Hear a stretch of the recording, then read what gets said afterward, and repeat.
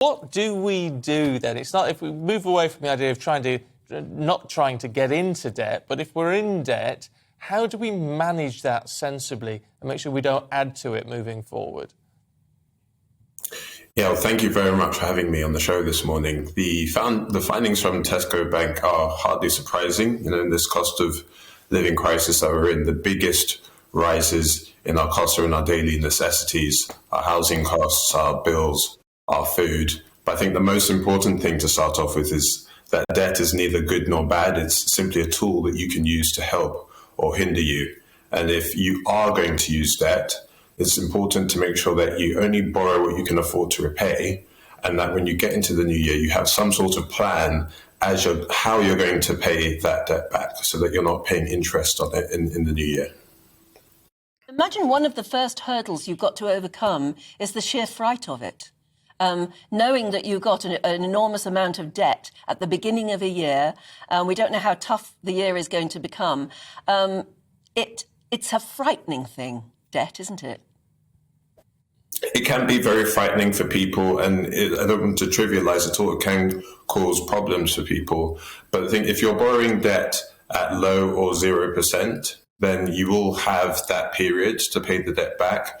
Where it can cause problems for people is when you have really high interest debt or lots of little debts that are very difficult to manage. If you have one big debt and it's at a high interest rate, you could look to consolidate it. There are things like balance transfers cards which you can use to shift expensive debt to a low or 0% environment.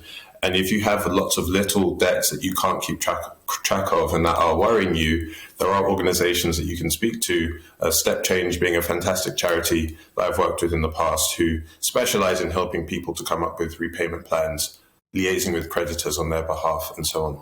I mean, what sort of advice do people need when it comes to, because you say all these issues of how to deal with the debt, how to start repaying the debt, but on top of that, what you've got to do is obviously manage your finances to an extent so you've got at least a little bit of money to start paying that debt off, whether it's £1 a week.